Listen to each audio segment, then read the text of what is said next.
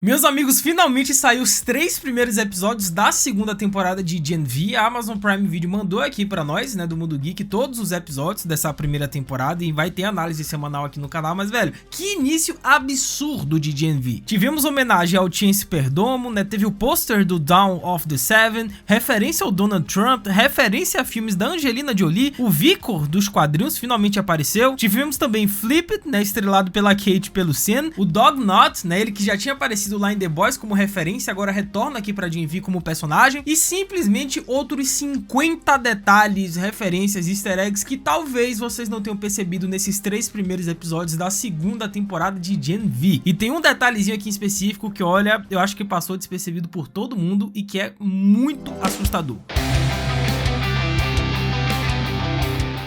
Hello my friends, Geek na voz, e o primeiro episódio, querendo ou não, né, logo no início tem aquele letreito For Chance. Nada mais é do que uma homenagem ao Chance Perdomo, né, que é o ator do Andrew, que infelizmente faleceu. E com isso vamos para 1967, e o episódio começa mostrando um flashback do projeto Odessa, liderado pelo Thomas Goldolkin, que é o fundador da universidade. Acontece que o projeto tem como objetivo ressuscitar pessoas mortas ou regenerar tecidos em velocidades super rápidas, né, mas sem conceder superpoderes. Ou seja, a universidade Goldolkin meio que serve como fachada para esses experimentos. E querendo ou não, a série insinua que esse projeto está relacionado com a criação de alguns clones supers, como é o caso talvez do Homelander. E com isso vamos para os dias atuais, onde vivemos em uma nação abalada pelo caos, pela polarização e revolta, né? Os super-heróis estão sob ataque. E o episódio mostra o memorial à rainha Maeve, afinal foi essa imagem que a Vought vendeu da personagem, mas na verdade a gente sabe que a rainha Maeve está viva. E o episódio ainda diz que a Victoria Newman foi uma vítima de uma conspiração do Estado arquitetada por traidores, nesse caso o Rob Singer e a Starlight, mas na verdade, como vimos em The Boys, o Billy Butcher foi quem matou a Victoria Newman. E com isso, né, vimos o presidente Calhoun, né, firmou uma parceria com o Homelander na 4ª temporada, e o Homelander se consolidou em uma posição de autoridade extrema. Ele não é apenas o rosto simbólico da Vought, ele está de fato exercendo controle político e leis marcadas pelo seu comando. O final da 4ª temporada de The Boys repercute politicamente nesse início da 2ª temporada de Gen V, porque agora o país está sob uma nova ordem política. Simplesmente a lei marcial foi decretada, o poder dos supers está institucionalizado, e os cartazes do Homelander e da nova ordem da universidade provam isso, é um baita de um detalhe. E com isso temos alguns alunos de destaque nesse início da 2ª temporada de Gen V, né, no famoso ranking da universidade, e a gente vê lá que a Kate está em primeira, seguida pelo Sam em segundo, e aí vem a Justine e o Rufus, que são 2 personagens secundários da primeira temporada, mas que aqui marcam presença. Pra quem não lembra, a Justine é aquela super, né, com poderes regenerativos, e o Rufus, acho que vocês lembram, né? É o super lá com poderes telepáticos da primeira temporada. E com isso nos apresentamos ao novo diretor da universidade, que é o Cypher. O Cypher acredita que seus alunos podem evoluir sob pressão, tanto é que o regime dele é muito, mas muito autoritário, cara, é brutal. E como vimos, alguns personagens estão no centro de reabilitação Elmira, pois no final da primeira temporada, né, a Emma, Jordan, Marie e Andrew desafiaram as autoridades da Vought, né, e da Goldolkin, especialmente quando a Marie usou seus poderes de sangue para impedir que a Kate atingisse o Jordan, e isso é visto como uma rebelião. Esse confronto com a Kate e o surgimento do Homelander, né, para poder impedir a Marie no final da primeira temporada de Gen V, todos eles foram levados para detenção. E com isso a Kate liberta eles e pergunta pelo Andrew, e a Emma diz que ela sabe perfeitamente o que aconteceu com o Andrew. Então ela lê os pensamentos de Jordan, e no final do episódio descobrimos que o Andrew, ele tentou fugir e ficou preso em uma tubulação de metal da manutenção, cara, e ele não conseguiu resistir. Mas a gente sabe que isso daí foi um pretexto, porque infelizmente o ator do Andrew, ele já não está mais presente entre nós, então essa, querendo ou não, foi a desculpa que o roteiro deu. E com isso os alunos sobem ao palco, e a mãe da Emma disse que o lado bom da sua filha é o esquerdo, e a gente sabe que isso daí é um gancho, é uma referência da primeira temporada, porque a mãe da Emma não enxerga sua filha como um ser comum, se bem que ela não é comum, tem superpoderes, mas ela enxerga sua própria filha como um produto. Ela vê na filha uma chance de destaque, de reconhecimento e principalmente de status dentro do universo dos supers, e essa visão sufoca a Emma, porque reduz ela apenas a habilidade e ao que ela pode render em termos de imagem. E em vários momentos a mãe minimiza os sentimentos da filha, como se o desconforto dela com o próprio corpo e com o jeito que precisa usar os seus poderes não tivesse importância. E com isso temos uma bela referência, tá? Isso daí foi um detalhe genial, vai, que é uma placa que tem escrito o seguinte: torne os Estados Unidos super de novo. Acontece que isso é uma paródia do Make America Great Again, de ninguém mais ninguém menos que o Donald Trump, mas aqui foi adaptado para o universo dos supers. Então o super substitui great, pois deixa claro que a agenda política agora não é mais o nacionalista, mas supremacista, colocando os supers como superiores aos humanos. E o rosto do Homelander reforça que ele virou o símbolo dessa ideologia, uma figura política religiosa mais do que apenas um herói, sendo que na quarta temporada o Homelander já se posiciona como líder de um movimento político-cultural, sendo tratado quase como um messias pela base mais radical da população, e a sua imagem é usada em campanhas, outdoors e movimentos sociais que defendem que os supers deveriam comandar os Estados Unidos, ou seja, reforça a ideia de que a sociedade está sendo preparada para aceitar o governo dos supers, sob a bandeira do que isso é o patriotismo. E com isso, né, a Emma tá lá observando a apresentação do Cypher e ela observa que a Justine e o Sam meio que estão tendo um caso, né? O Sam chega, dá um beijo na bochecha da Justine e tudo mais, e a Emma, obviamente, ela fica incomodada, porque os dois, né, Emma e Sam, tiveram um romance lá na primeira temporada. E com isso, a Emma disse que pesquisou e descobriu que o novo reitor, né, o Cypher, já trabalhou na VOT no México. Só que essa é uma bela referência ao que vai acontecer no futuro do universo de The Boys, porque tem um spin-off já em desenvolvimento, já confirmado que vai ser lançado em breve, chamado The Boys México. Exatamente. Não se sabe muito sobre esse spin-off, além de que vai ser no México, né? Pois além de GNV e The Boys México, o universo da franquia também vai ter outra produção independente, que é o VOT Rising, que ainda não tem data de lançamento revelada. Então é provável que em The Boys México a gente veja mais sobre o passado do Cypher. E com isso, o Cypher, ele disse que não é só porque o filme que a Kate e o Sam estrelaram juntos fez um sucesso, né, 17 milhões no lançamento, que ela tem o direito de falar do jeito como ela quer pro Cypher. Acontece que essa é uma referência ao filme que eles fizeram chamado Flipped, pois Flipped, né, estrela a Kate e Sam, e a gente viu justamente essa referência passando nos comerciais quando a Marie tava assistindo a televisão, velho. E com isso, a Marie, ela é vista nesse episódio em um dos postos lá da VOT, e ela simplesmente dá de cara com o salgadinho da Espoleta. Pra quem não lembra, a Espoleta apareceu na quarta temporada de The Boys, e pra quem não sabe, ela é uma aproveitadora e uma rival odiada da Starlight, né, a quem despreza por tê-la insultado em um programa durante sua infância e busca vingança contra ela. Eventualmente, né, a Espoleta entrou no set e tentou ter um relacionamento estranho com o Homelander. E com isso, temos o retorno da Hayley Miller, né, anunciando que Jordan e Emma retornaram para a universidade. Para quem não lembra, né, a Hayley é a apresentadora da VOT News Network, que é a rede de notícias da empresa da VOT International. E com isso, vimos alguns apoiadores da Starlight nesse episódio, pois no final da temporada, né, após o resgate de seus amigos, os seus poderes finalmente retornam à sua antiga força, indicando que ela está recuperando seu poder interior. Só que a figura pública da Luz Estrela é completamente desacreditada aos olhos do público, e aqui eles trazem esse detalhe no primeiro episódio. E assim que a Emma vai até a casa do Andrew, né, para poder conversar com o pai dele, que é o Polarity, a gente tem uma bela referência lá estampado na parede, simplesmente o pôster do filme Polarity 51, que é estrelado pelo pai do André. E tivemos também uma referência ao Black Noir, né, com o Black Noir Super Powered Shave, que nada mais é do que uma referência aí às habilidades especiais e ninjas do Black Noir. E o Doc Knott, ele finalmente apareceu em carne e osso nessa segunda temporada de GNV. Ele que já foi referenciado na última temporada de The Boys, né, ele era um dos 25 candidatos para se unir ali ao grupo dos 7, mas aqui ele finalmente aparece. E o Profundo, né, nessa parte do The Boys, ele corrige, né, o Trem-Bala, afirmando que o Doc Knott teve relações com um cachorro. E entre os poderes e habilidades do Doc Knott, a gente tem o poder canino, obviamente, telepatia, força sobre-humana, visão noturna, um super faro, uma super força, durabilidade, e obviamente ele é muito experiente em combate, ele é muito forte, como a gente viu na luta lá contra a Marie. E como sabemos, né, o Profundo, assim como a Rainha Maeve, eles já estudaram no passado na Universidade Godolkin. E aqui a gente viu que o Profundo, né, o Deep, ele é meio que uma entidade da universidade, porque ele foi presidente lá da fraternidade durante 5 anos seguidos. E com isso, Justine convidou a Emma pro seu podcast, que é um podcast que ela fala sobre moda e sobre O Verão que Mudou Minha Vida, que é uma série da própria Amazon Prime Video, né, uma autorreferência. Acontece que O Verão que Mudou Minha Vida é uma série de romance adolescente baseada na trilogia de livros de Jenny Han, né, que conta a história de Belly, uma jovem que vive a transformação de seu primeiro amor e a entrada na vida adulta durante as versões passadas numa casa de praia com a melhor amiga de sua mãe e seus filhos, né, e ela é envolvida em um triângulo amoroso absurdo, velho. E com isso, a Emma está magoada com o Sam e vai até o banheiro chorar. Porém, como vimos no final da primeira temporada, a Emma encolhe sem precisar vomitar, porque seus poderes estão mais ligados às suas emoções e autoestima do que a ingestão ou perda de calorias. E a cena que mostra a evolução de sua habilidade acontece depois que Sam a menospreza, né, acusando ela de ser egocêntrica. E esse comentário magoou profundamente a Emma, fazendo com que ela se sinta pequena e insignificante, o que se manifesta fisicamente em seu corpo. E como a gente viu nessa cena da fraternidade, a Kate continua manipulando o Sam, né, com seus poderes, assim como ela fez lá na primeira temporada. E outro detalhe sensacional é a voadora no like aí embaixo, cara. Aproveita que temos muitas referências para comentar ainda nesse início de segunda temporada de GNV. Deixa o like, se inscreve no canal, ativa o sininho, segue o Geek no Insta, @LucasMGeek, que a gente vai trocar essa ideia sobre GNV e muitas outras séries. Faz tudo isso isso, que é nóis. Sendo que a diretora da Universidade Godokin foi quem a salvou de uma infância isolada e abusiva quando seus pais a trancavam para que ela não usasse seus poderes. E a Kate sentiu uma profunda gratidão a ela, que a convenceu de que estava apagando as memórias dos amigos e encobrindo a verdade sobre a floresta por uma causa maior. E lembrando que a Emma não é a primeira super King Collie que a gente já viu no universo de The Boys, né? Quem lembra do Cupim, né? O Cupim teve uma cena absurda aí numas temporadas atrás, né? E com isso a Starlight aparece para ajudar a Marie e ela diz que o Godokin era o braço direito do Frederick Vought no projeto Odessa. E mais tarde aqui nessa segunda temporada de GNV, né? Se eu não me engano foi no segundo episódio, a gente de fato iria descobrir que sim, os dois tiveram uma parceria, mas daqui a pouco a gente chega lá. E com isso os atores Jacob Elord e Sydney Sweeney foram referenciados na festa da fraternidade. Afinal, Jacob e a Sydney foram colegas de elenco na série Euphoria, onde interpretam personagens com um romance intenso e secreto, sendo que um dos alunos da universidade disse a Emma que ele iria fazer uma participação em Saltburn 2. Acontece que Saltburn foi um filme estrelado também pelo Jacob Elord e pelo Barry Keoghan. E com isso, durante uma cena, a Emma diz a Marie que ela teve um momento de um sonho de liberdade, referenciando um clássico do cinema, né? Pois o filme conta a história de End, que é um homem injustamente preso que passa décadas tentando sobreviver e secretamente planejando sua fuga. E o título simboliza tanto a busca literal pela liberdade física quanto a esperança que ele mantém, mesmo em condições extremas. E quando Emma usa essa referência, ela sugere que a Marie, ao atacar o grupo anti-Starlight, agiu movida por um impulso parecido com o do End. Ou seja, a frase não é só uma citação do filme, mas uma forma de colocar a ação da Marie em perspectiva. É um ato de coragem e rebeldia que ela viu como libertador, mas que para outros parece uma loucura ou até traição. Avançando para o segundo episódio da segunda temporada de GNV, já inicia com o retorno de um personagem que apareceu na primeira temporada e aqui retorna. Quer dizer, ele apareceu entre aspas, né? Apareceu, mas não apareceu. Que é o Maverick, né? Que é o filho do Translúcido, né? O homem visível lá. E como vimos, a Marie retornou à Universidade Godokin porque a universidade seria o lugar mais seguro para que não remetessem a ela a possível morte da Kate. E com isso, Cypher comenta que o Andrew, ele tinha o mesmo problema de saúde do pai, e quando ele tentou empurrar aquela porta, foi o fim da linha para ele. Acontece que o problema de saúde do Andrew era a degeneração cerebral causada pelo uso excessivo de seus poderes, o mesmo que afetou o seu pai, o Polarity. E no final da primeira temporada de GNV, ele está sofrendo física e emocionalmente com a revelação de que seus poderes estão causando danos permanentes ao cérebro. E com isso fomos informados que a Kate ela foi atacada, mas ela sobrevive no noticiário, e quem deu essa notícia foi justamente a Espoleta. Ela tá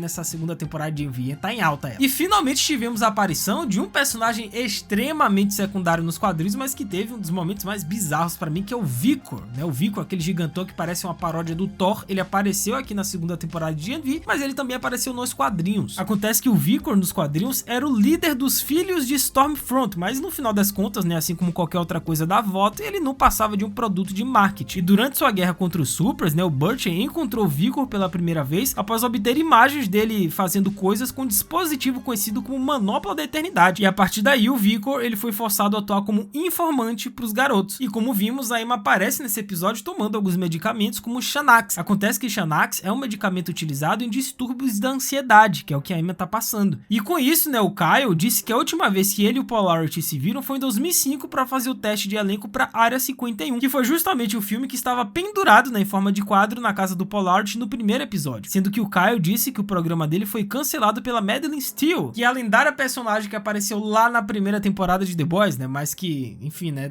ela deu até colinho pro Homelander, mas ela não sobreviveu por muito tempo, né. Sendo que o Kyle disse que o Taylor Sheridan não precisa de roteirista. Acontece que Taylor é um renomado, né, diretor, roteirista, escritor e produtor, conhecido por criar sucessos como a série Yellowstones e suas prequels e outros damas acamados, né, como Tulsa King. E finalmente tivemos a aparição do Profundo na fraternidade, fazendo as honras aos novos participantes da fraternidade. E aí entra um detalhe meio bizarro, tá? Ele simplesmente fez um discurso dizendo que em 1861, um grupo de caras brancos de Mississippi criaram uma fraternidade para proteger seus valores contra a agressão do norte. Só que na verdade a gente sabe que não foi bem isso que aconteceu na vida real, né?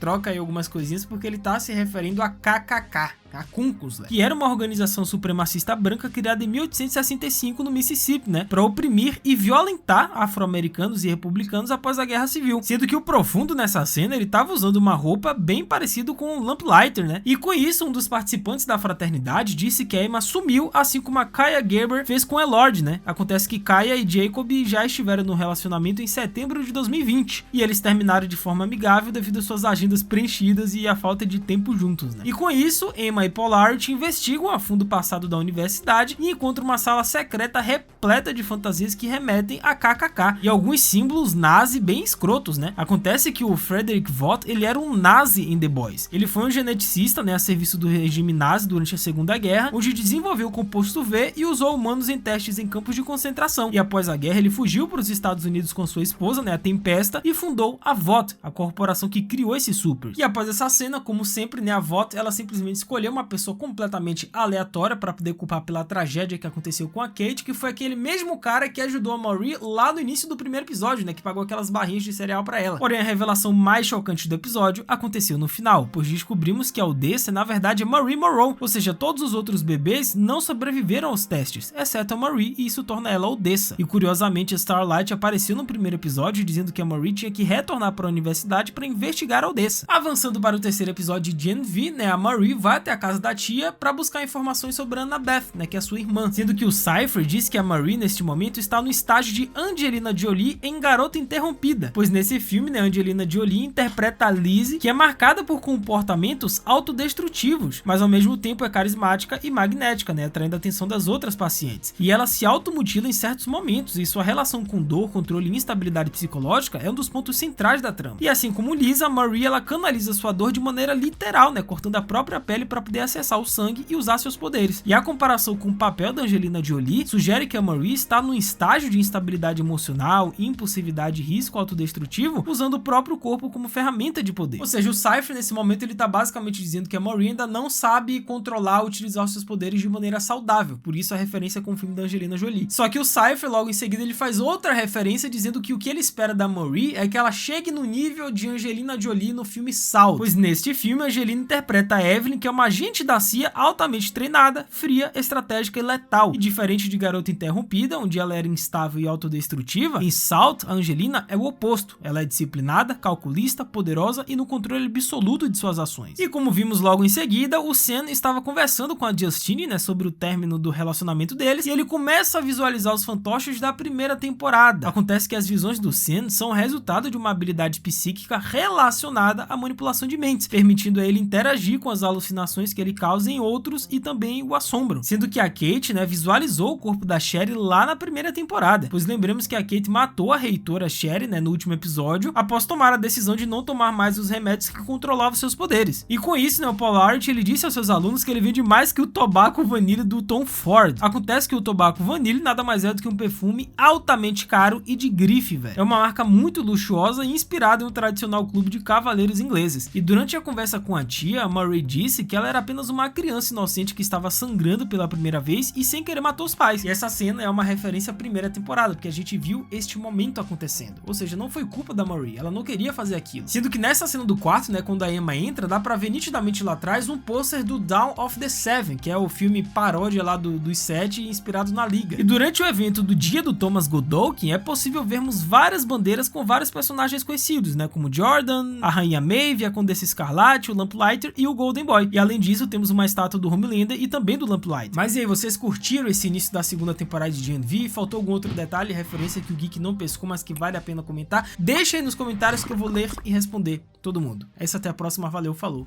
e fui!